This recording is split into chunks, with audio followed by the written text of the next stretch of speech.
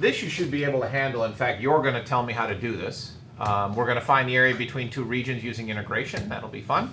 We're going to do a top and bottom change. That'll make sense when we get to it. And we're going to talk about, come back to the idea of the integral being an accumulator. Okay, the accumulator, if you'll recall when we talked about it, is that idea that you're adding up all kinds of things. So that symbol for integration means take this thing and add all those little guys up, and when you get the sum of all those little things will be the integral that we're looking for. Okay? How many people can make good scrambled eggs? You think so, huh? All right. We'll see. Well, I don't really know. We're not making scrambled eggs. We don't. I'll trust you. I can make a good over medium egg too. I'm sorry? Over medium. Over medium? I'm an over easy guy. Yeah, same thing. Over easy. I'm over medium. Over easy, raise your hand. Over medium. Over hard? Does anyone know what over medium means? You flip it over and leave it over. Less gooey yolk.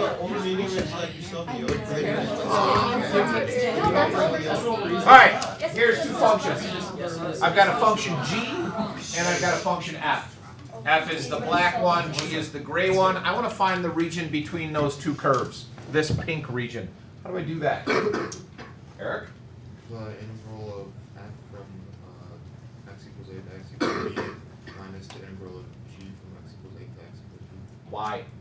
Because that's how you get the area. Why? Because you subtract the two areas of the underneath the graphs to get the in-between part. That make sense? Yeah.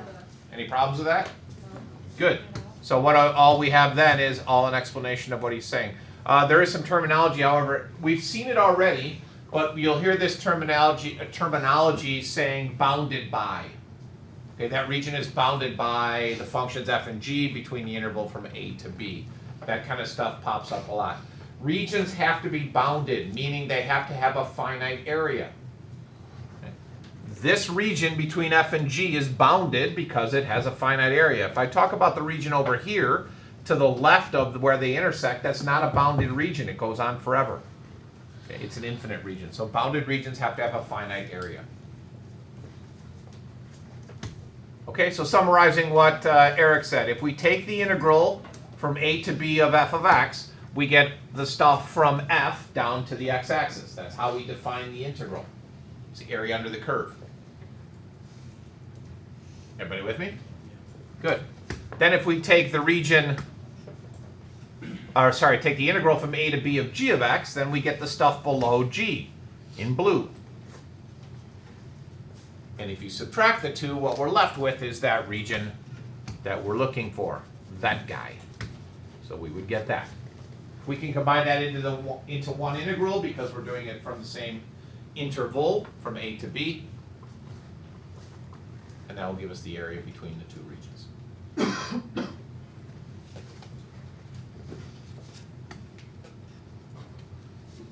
Okay, that summarizes what Eric told us, and we get, there's the fancy schmancy calculus speak if you want it. First thing you have to be sure is you have to establish which function is on top. Once you know which function is on top, that's what this line g of x is less than or equal to f of x is for. You establish your region, or your interval. You establish the fact that they're continuous, because if they're not continuous, everything falls apart. If you got all of a sudden a jump in there, it's not a finite region. And then summarize with what we had already. What you must remember, which should become a buzz phrase for this entire chapter, is top minus bottom. Okay. Write that in big letters, put a box around it, actually put a rectangle around it, maybe some stars, some arrows pointing at it. Highlight it. It's so important, I'm going to make it change colors. Okay, there you go. Do it again. What am I, a performing circus chimp? No, you're a calculus teacher. Are you saying they're the same thing? I didn't know if that's what you were implying or inferring. Which one is it? No idea. I never knew the difference between Sometimes like what you're saying for inspiration. So she's implying it, I would infer it. Yes. Thank you for that And clarification. it's not implying. Nor am I inferring. You could infer it a little. I just asked a clarification on whether or not I was in, well, I can't ask you for a clarification on what I'm inferring. I could have for clarification. Never mind. Let's move on. Okay, so if we want to find the area, we can simply use the integral. But we get back to this concept of the integral being an accumulator. What we're going to do is we're going to create something called a representative rectangle. Okay? That rectangle becomes crucial to solving all the problems in chapter 7. So we start with a very simple concept of representative rectangles for area, and then eventually we're going to blow it up into something big and nasty. We're going to take those shapes and start spinning them and make three-dimensional figures, and you're going to calculate the volume of those things, and we'll have toruses and all these weird things flying all over the place. Okay, so here's two functions. The red one is f of x, the blue one is g of x, and I want to find the region with this shaded region here, or dash region, whatever. There's my representative rectangle. Okay, the rectangle in this case is vertical, and it's really skinny. How skinny, in fact, is that rectangle? Pretty close to 0, yeah. Really tiny. We'll come up with a way to represent that in a second. Notice its height. F of w minus g of w, if we're at that point. That's where the top minus bottom comes from. Because we're dealing with vertical heights here, so it's the top function minus the bottom function. That's why that top minus bottom is so important. If I move over a little bit to the left or the right, I would get another representative rectangle. It would have a different height, theoretically, however, the same width. And if I keep doing that, move left and right a little bit and generate a bunch of rectangles, eventually all those rectangles will generate this region. Stack a bunch of rectangles together, and it fills in the area, and all of a sudden we have the area of this region that we're looking for. That's what the integral does for us. We're not going to be calculating the area of each individual rectangle. We're going to calculate the area of one rectangle, use some calculus, we're done with the area. Okay? So how do we find the area of that rectangle? Well, we know how high it is.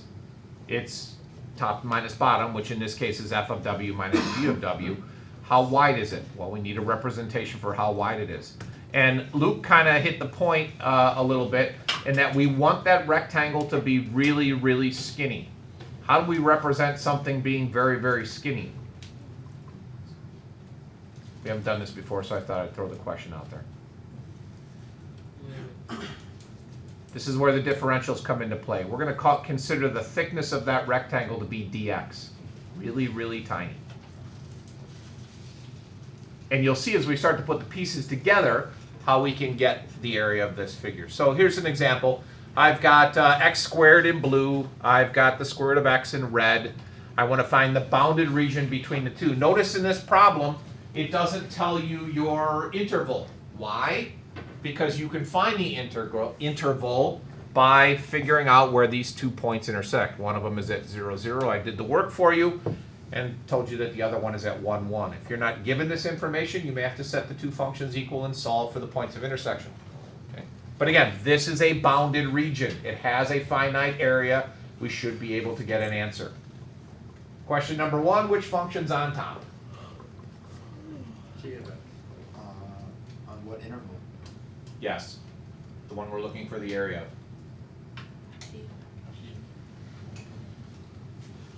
Can't find the area of this region, nor can I find the area of that region. It's an infinite region. It's not a bounded region. Oh, okay. So we have to deal with the bounded region. So on top of the g of x. G of x is on top. Okay, good. Now, how are you going to know that if you're doing a problem?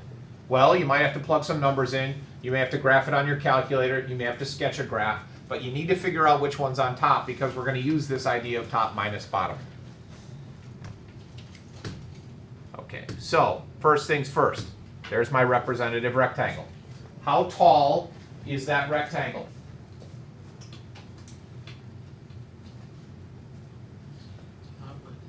Which is?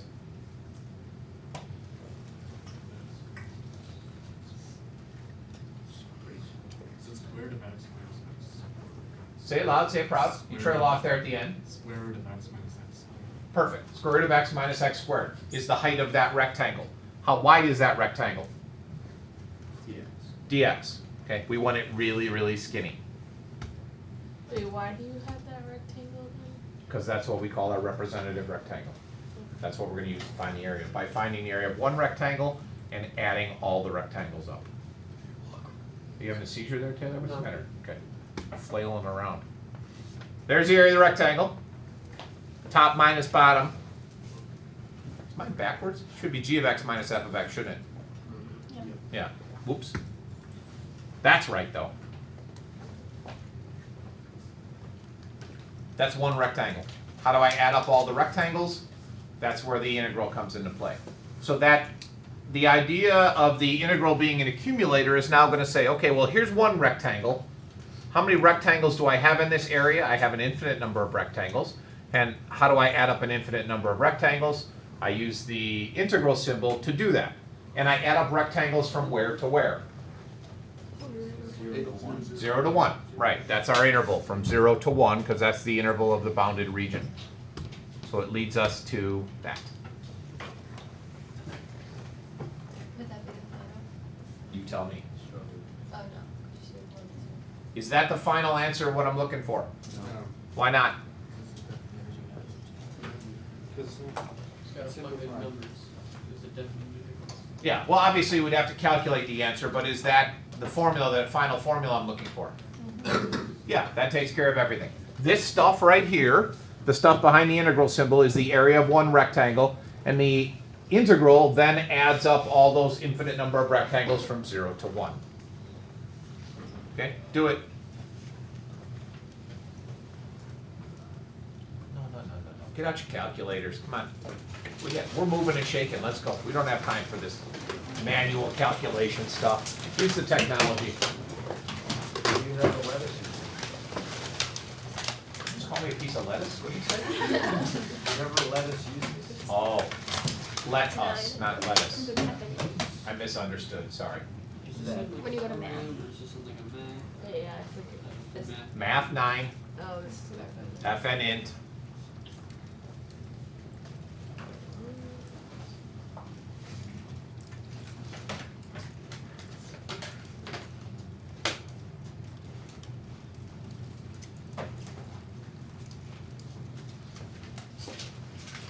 Yo, Panini, where'd you get it? All right, somebody throw an answer out there. 0.3333. 0.33333, also known as, well, It's actually point three three One third. three something It's five four three 5.336. six. oh, it's not 1/3? Oh, my mistake, sorry. See, you got it. Thank you for the clarification, Max. I apologize. What do you Thought you were say? just being Max. But you weren't. Yeah, I would probably think the same thing. I understand. Okay. What happens if the top and bottom change? So what if the functions start overlapping each other? One function is on top initially, and then all of a sudden, partway through the interval, they switch. Okay. So we have something like, let's see, this one. Okay. There's a picture. We want to find that bounded region, and that region is bounded by 3 functions: the red, the blue, and the green. The problem is, if I start over here on the left at this point and I start moving across, everything's peachy keen. I've got a red function on top and I've got a blue function on the bottom. But then all of a sudden I hit a point, which happens to be the y-axis, where something changes. Now all of a sudden the top function is still the red one, but now the bottom function is the green one. How do I handle that? Divided into 2 parts. Beautiful. Divided into 2 parts. In this case I call region 1 and region 2. Treat them as separate problems. Here's one problem in the second quadrant. The top function is the red, the bottom function is the blue. Here's the function in quadrant 1, top function is red, bottom function is green. Set up both of those integrals then. Wait, what's happening? I don't understand. What's happening? Top and bottom are changing. The bottom changed. Well, the bottom's changing, not the top. Top stays the same. The bottom equals the green. Also notice in this problem I didn't give you that point. Now some of you can count, but you don't know the scale. How do I find the location of that point? So the equal, What's them? the two equations. Which two? X plus 6 and negative 1/2 x. Set the red and the blue function together, set them equal to each other. So to make things a little clearer, we've got that is the red, this is the blue, and this is the green. So if I want to know where this point of intersection is, I need to set the red and the blue together, set them equal to each other, I should say, and solve for x. I don't really care what y is, I just want to know where x is because I want to establish my interval. This is easy, that's at 0. How do I find that point? Set Them equal green and to each red other. equal. Set the red and green equal to each other. That's not real easy to do. Should we do? It's actually pretty easy since you have the graph. I think it happens at 2. Yeah, because 2 cubed is 8, and 2 plus 6 is 8. So we know that this happens at 2, and we know this happens when you set those two equal 1, 2, 3, 4. Negative 4. And obviously that's 0.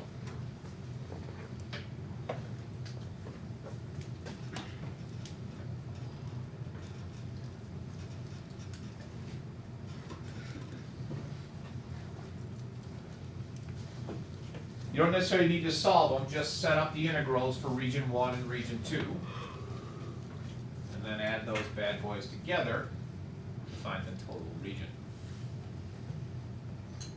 So what's the integral for R1?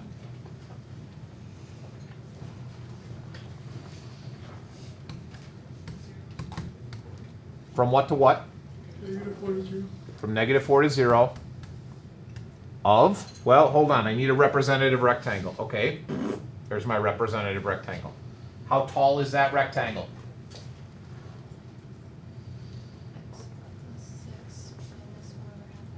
Good. X plus 6 minus negative 1/2 x, so it would be plus 1/2 x. How wide is that rectangle? Dx. Oh, look, those differentials really matter. Question? Like draw that, do you have to draw that representative rectangle? Yeah. I'm going to require that you draw the representative rectangle. Teddy? I still don't get what it's for. I'm sorry? I still don't get like what it's for. What's for? The representative rectangle. It's the area of a little sliver of the region we're looking for, and then if we add up all those slivers, we get the total area. So, like when you're finding the integral, you just always like you subtract. That's the top and the bottom. Yeah. Okay. Yeah. Yes or no? One representative rectangle, right? Yes. There's another one. And another one. And another one.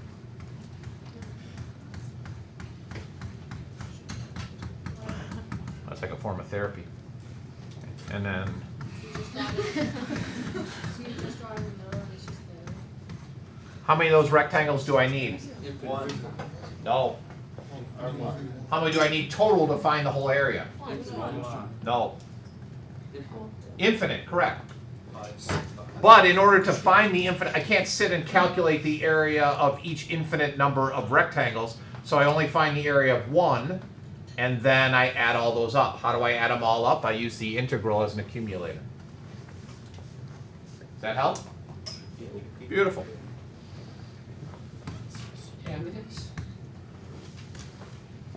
So on What integral do you use for R2?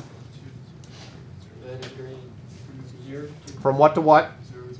0 to 2 of x plus 6 minus x cubed, all of that times dx. Good.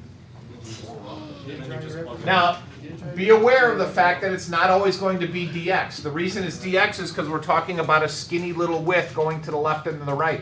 So we're talking about a very small x value. You'll see we're going to have fun and flip that on its side. Woohoo! Oh yeah. Today? So Oh yeah. in homework, can we just type that into a calculator? No. Started that way. Okay, so yeah. No. Yeah, you got to practice.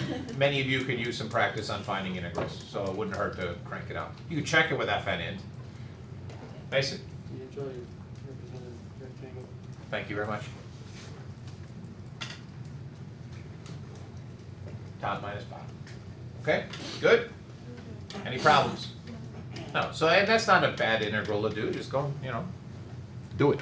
And then with the answers you get for those, you just add them together. Correct, yeah. And notice our answer should be positive. Okay, because we're talking about area now, and area is going to be positive.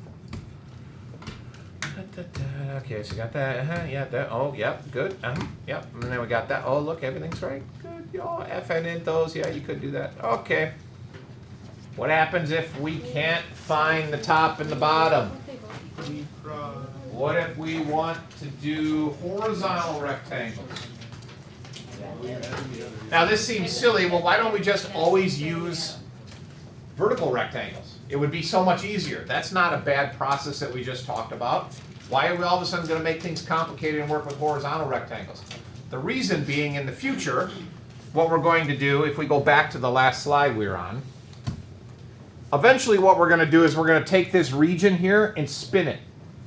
So you can imagine taking this region and spinning it around this axis. You're going to generate a three-dimensional figure. It's kind of a, I don't even know what it would look like. Look like a weird pointy donut. Okay? Be a donut with a sharp top. Which is fine, no problem. But what if we want to rotate it around the y-axis? Okay, and so you're going to have some trouble here visualizing all these three-dimensional things. But we have to be able to work with horizontal and vertical rectangles. Okay, which is what this says. Okay. So here are two functions.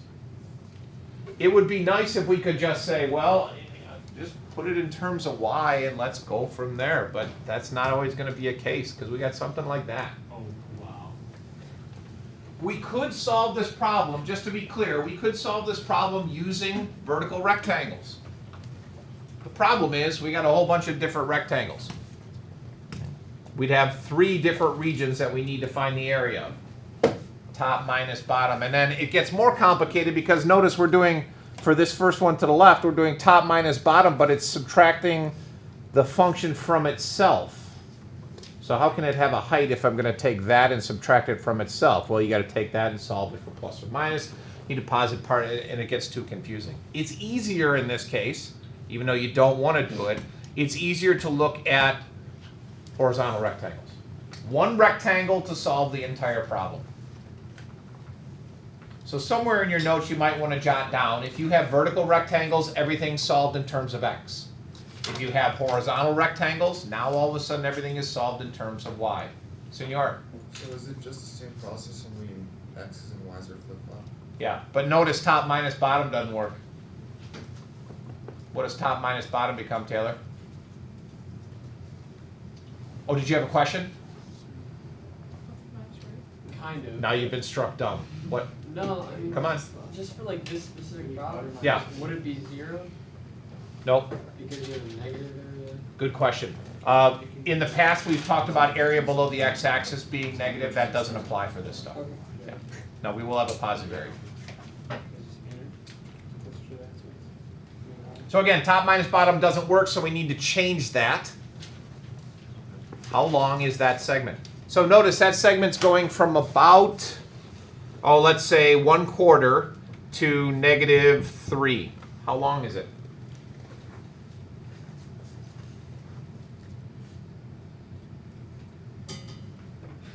That wasn't meant to be a challenging problem.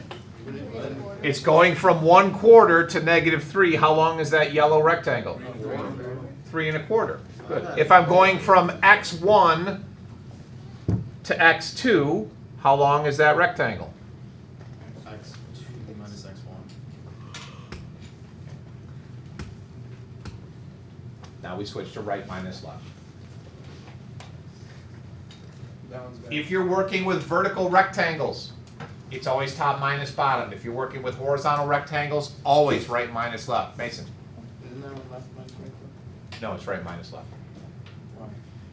because that's how you do it. How is that? 1/4 minus -3 becomes 1/4 plus 3. If you do it the other way around, you get the wrong value. What if it's flipped the other way? What if what's flipped the other way? You rotate that whole thing over the y-axis.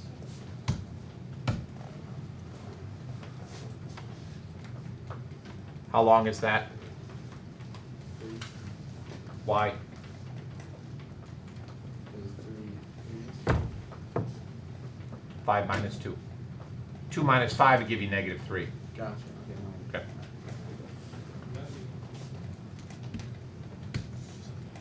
Okay, so everything else applies the same, except we're dealing with things in terms of y.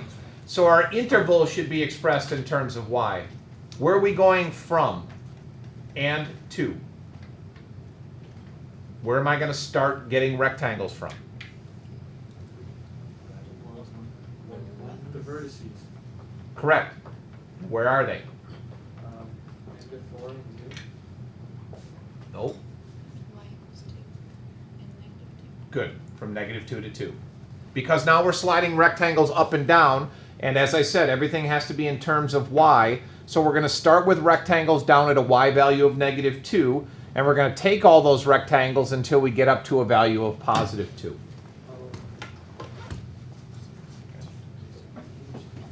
This is just showing how you may have to solve for by intersecting the functions. We talked about that already. But if we get right to the, where is it? Okay, so there's the area of the rectangle. Right minus left. The right function is the red one, which is the y squared, minus the left, which is this guy, and it needs to be solved for x, so I move the 4 over there. And its width is now dy, because we're working with everything in terms of y. And then you accumulate those, as Ashlyn said, from -2 to 2. How do you do that integral? You do it just like every other integral. Because our variable is y, and we have a differential in terms of y, we're good to go. If you get into a problem where you have your function in terms of y and you've got a dx at the back end of that, you're going to have an issue. Those variables have to match. Okay?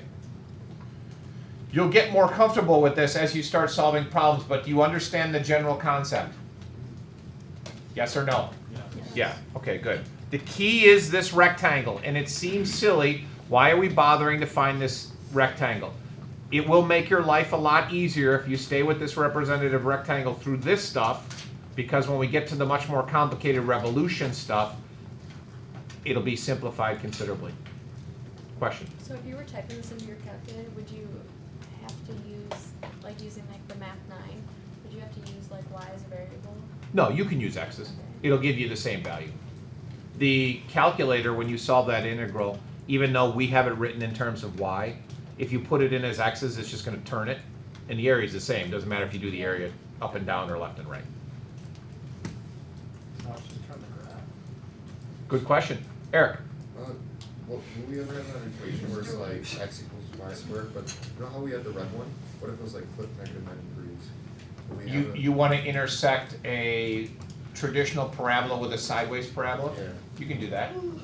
The tricky part is going to be deciding how you want to do it. Do you want to do it in terms of vertical rectangles or horizontal rectangles?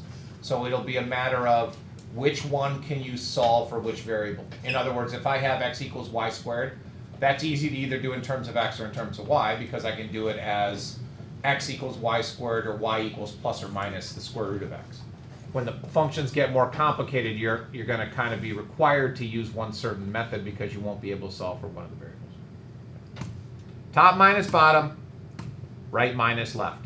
Top minus bottom if you're working with vertical rectangles in terms of x, right minus left if you're working with horizontal rectangles in terms of y. You got it? The other thing that'll help you is take some time to draw a sketch when you're doing all these problems. Okay, don't just rely on your calculator, because these pop up on the non-calculator portion of the test also.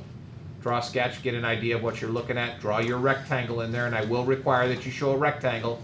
Find the area of that rectangle, add up all the rectangles, you're good to go. Okay? And that's a woman dancing. All right, we good? So again, tomorrow, second day of 7-1, we'll go over some of these problems, set them up, draw pictures, do all that fun stuff, and then